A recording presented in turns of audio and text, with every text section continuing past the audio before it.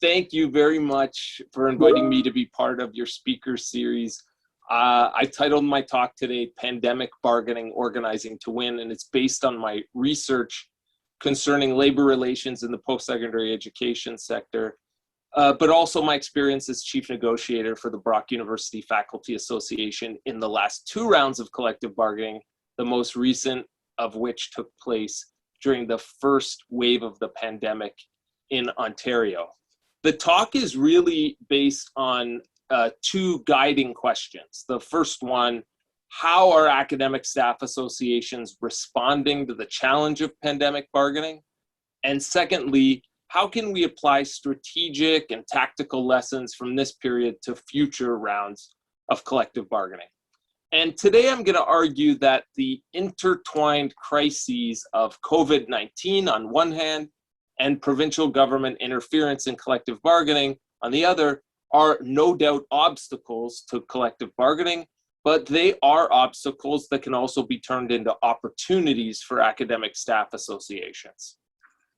Now, I say that being fully cognizant of the fact that it is a very challenging time for bargaining. The pandemic, of course, has fostered elevated feelings of anxiety, fear, and isolation among academic staff who are very justifiably concerned about their health and safety and the well-being of their families, coworkers, and of course their students. On top of that, while government is spending more than ever during the pandemic, that money is not being spent, as you know, on post-secondary education. In fact, the sector continues to be chronically underfunded, even if the effects of that underfunding are distributed unevenly across the country. When my union, the Brock University Faculty Association, entered its most recent round of bargaining in April 2020, the Ontario government had already declared a state of emergency in response to the spread of COVID-19, and the university had already suspended face-to-face classes. With that legally dubious wage restraint legislation passed by the Ford government in Ontario, we were already anticipating a tough round of bargaining. But it quickly became clear that the pandemic would also have an impact on the university and collective bargaining process in ways that none of us could have really predicted. When the administration at Brock signals its intention to move ahead with bargaining in March 2020, in spite of COVID-19, our union was forced to take stock of the situation. We considered the merits and the drawbacks of delaying negotiations, and ultimately we decided to proceed by shifting gears in order to rise to the challenge of pandemic bargaining. This meant, of course, overcoming several obstacles, including the logistics of bargaining remotely and of engaging and mobilizing the membership remotely. And I'm really going to focus on that latter part in the rest of the presentation.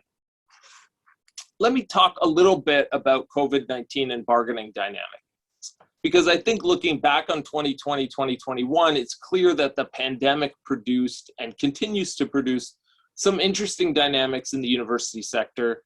The dynamics, though, are difficult to isolate, given how the collective bargaining climate is very much intertwined with a number of internal and external factors.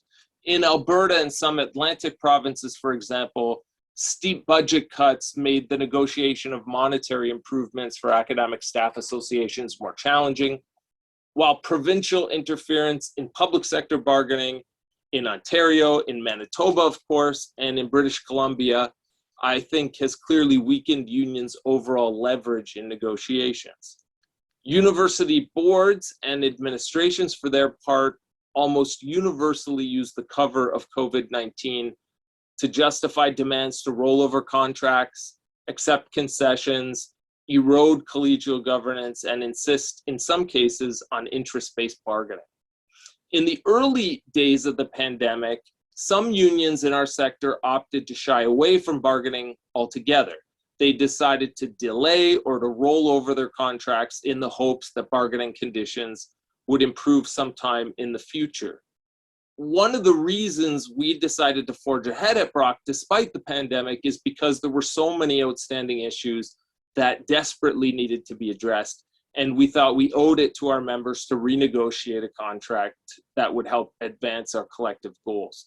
Specifically, we surveyed the landscape and made the strategic decision to pivot to non-monetary issues.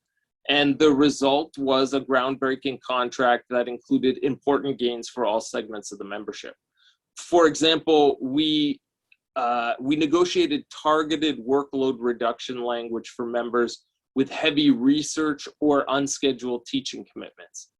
We also secured changes to scheduling that provided members with greater flexibility. We extended intellectual property rights to professional librarian members. In our minutes of settlement, we strengthened our collegial governance language around shared academic decision-making by ensuring that senior academic administrative hires would be conducted as open rather than closed searches, and that members would be able to ask questions and share their views on shortlisted candidates. Finally, we negotiated some significant additions to our collective agreement designed to promote indigenization and decolonization. Now, if we had simply said this is too stressful, let's just roll over the contract, it's my firm belief that we would have missed out on everything we'd achieved in this round. And similarly, if we had simply said, let's bargain in a black box, not really involve the members due to the condition of the pandemic, I'm convinced we could not have achieved the same result. Overall, the lesson that we took from our recent round of bargaining was to reject the idea that the pandemic represented an obstacle to collective bargaining and member engagement, and instead embrace the view that this round represented an unprecedented opportunity to connect or to reconnect with members in innovative and different kinds of ways. Okay, let's talk about the idea of being physically distanced but virtually engaged. And of course, this may become less and less relevant as case numbers continue to go down with the pandemic, but certainly I don't know what the case is at Manitoba, but all meetings at Brock are going to continue online for the next year. And so I still think Zoom is very much in our future, if not applied evenly across the country. We at Brock conducted our bargaining via Zoom, and despite the process being mediated by screens, it was surprisingly familiar. Our main challenge during bargaining was figuring out how to reach beyond the virtual bargaining table to ensure that members remained engaged. And early on, we recognized that we would need to rethink those traditional engagement strategies, given that members were working from home and they, of course, were practicing physical distancing. Here is where our advanced planning and organizing paid off. Our contract action team, which was tasked with supporting the work of the negotiating team through member engagement strategies, had already mapped the workplace and had established an informal internal communications network to encourage multi-directional member discussion and awareness.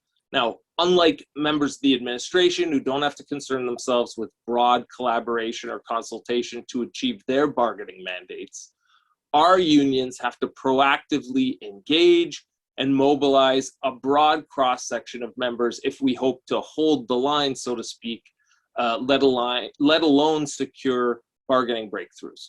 So rather than roll over our contract in the face of the pandemic, we simply decided to redouble our efforts to connect with members and resolve to implement an engagement strategy that would give us a firm foundation to make gains for members at the bargaining table. And this is key, I think, prevent the administration from using the pretext of COVID-19 to gut the collective agreement. That meant being creative about using technology in a way that would bolster member engagement. And here's an idea of some of the things that we did. First, we developed video and text-based bargaining backgrounders for members to provide context for and to underscore the importance of the union's key bargaining priorities. Those backgrounders, which I'm happy to share in the chat once I've stopped sharing my screen, they were released on a weekly basis in the run-up to bargaining. Secondly, after each and every bargaining session, members received a detailed bargaining bulletin that reviewed the proposals that had been discussed and the articles that had been settled. And the bulletins also served to frame the key issues for members and often included a call to action as an effort to keep members engaged in some kind of way. Thirdly, the union used flash polls to gauge member views on issues that popped up in the course of bargaining. We also actively solicited written feedback from members as part of every bargaining communication. And finally, fourth, we held general membership meetings via video and teleconference where we provided members with updates and responded to questions about the process and the outcomes of bargaining. Of course, this approach was labor intensive, but we also thought it was necessary insofar as we understood that the administration would only take us seriously if it was clear that members were demonstrably aligned with the union's key bargaining priorities.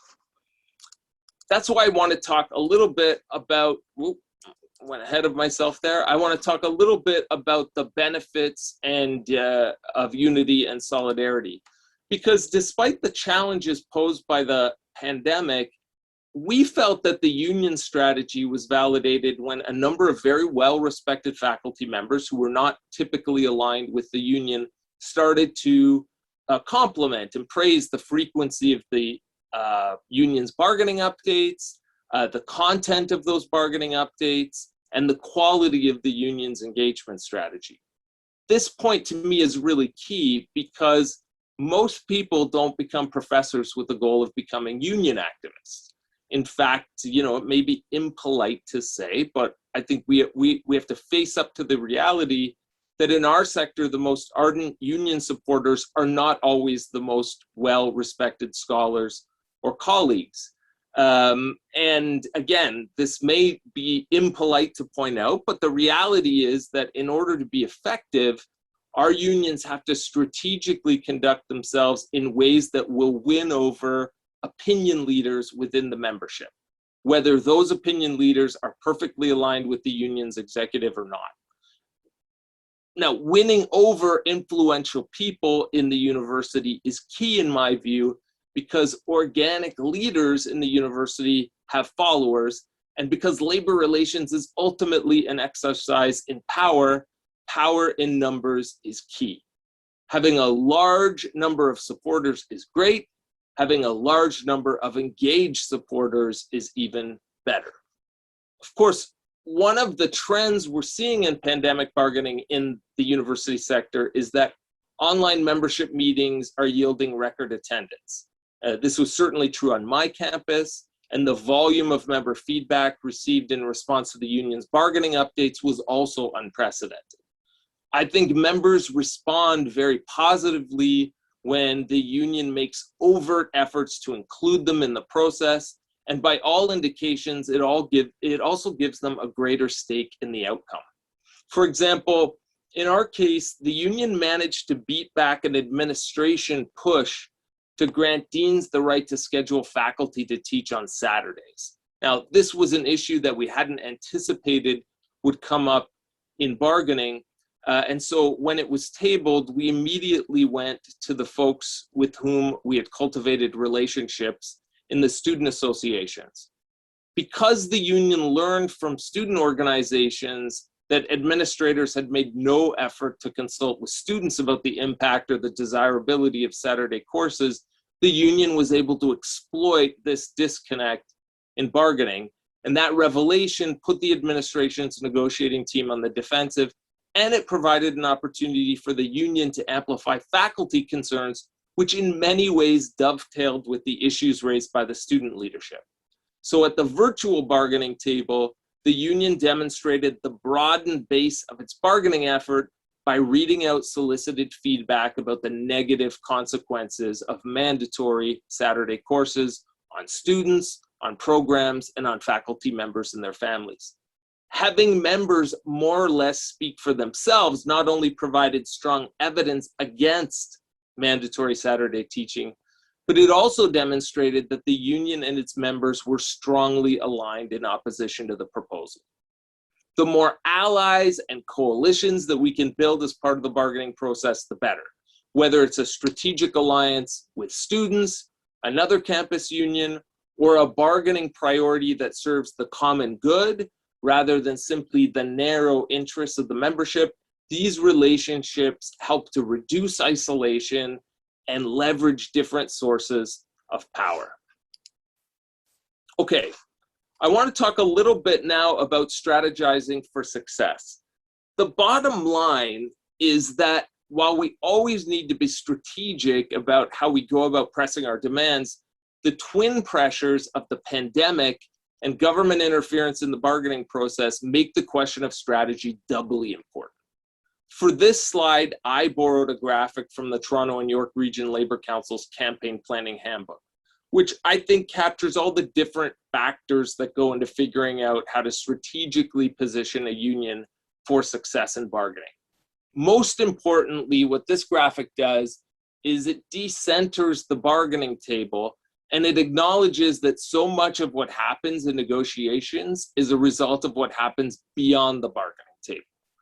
In the case of Brock, bargaining in the midst of a pandemic certainly had an impact on the priorities and the strategies of both the union and the administration. Uncertainty and anxiety were prevalent as a result of COVID-19, but understanding that these emotions were not exclusive to the union's membership was key. Senior administrators at Brock were equally, if not more, concerned about future enrollments, the institution's image, and the risk of a labor dispute. I previously made the point that given the wage restraint law passed by the Ford government and the additional financial anxieties the university was facing as a result of COVID-19, our union made a strategic decision to pivot and prioritize non-monetary issues like scheduling, workload, open searches, and indigenization and decolonization. It's worth re-emphasizing that we did this because we knew the administration couldn't credibly invoke the feared financial fallout of COVID-19 as a justification for refusing to engage with these key union priorities. In our case, the tentative deal was reached after 10 bargaining sessions without the assistance or the pressure of a third party, and it was ratified before the collective agreement was set to expire. The relative success of the Brock University Faculty Association strategy, I think, becomes clear when you compare it with the bargaining outcomes of other faculty associations that were negotiating under similar external conditions. So this is the second last slide, and it really outlines what I think are some key areas of strategic focus that faculty associations should be thinking about. Every campus and every round of bargaining is different, and that's because the bargaining context is constantly changing. If the pandemic teaches us anything, it's that academic staff associations have to always be open to changing their practices, their structures, and their strategies. And to that end, I've listed a number of key areas of strategic focus for you to consider. First, I think it's important to build power beyond the bargaining table so that administration knows that members are behind the demands at the table. That also requires the union to map the workplace and organize members in advance of bargaining so the task of mobilizing members becomes easier. That requires us to broaden the base of the bargaining effort so that members feel like they're included and have a direct stake in the outcome. And that requires a negotiating team and executive to promote transparency over secrecy and to foster a culture of multi-directional flows of information. On a more practical level, I think unions need to set achievable goals and focused priorities. The kitchen sink approach to bargaining, where we throw everything at the employer in the hopes that a few proposals stick, in my view, is a recipe for disappointment and resentment. Finally, and this one is more aspirational, we need to think of ways to bargain for the common good, to craft demands in ways that benefit students and the broader community, and we can certainly get into examples of what that might look like in the Q&A. Overall, I think meeting the challenge of pandemic bargaining means strategically fine-tuning your priorities and adjusting your membership communication and engagement strategies in ways that will bolster your bargaining position, even in the face of COVID-19 and provincial interference in bargaining. Through the experience with pandemic bargaining in Ontario, my union learned that new ways of organizing and mobilizing, of communicating and of engaging can actually produce much better results than traditional union engagement practices. And that will likely lead to their adoption on a go-forward basis outside the context of a pandemic. So with that, let me conclude by wishing you luck in your next round of bargaining. And I hope that some of the ideas and observations that I shared today will prove helpful to you in some way as you at the University of Manitoba rise to the challenge of pandemic bargaining. Thanks so much, and I'm happy to take questions and engage in discussion and debate.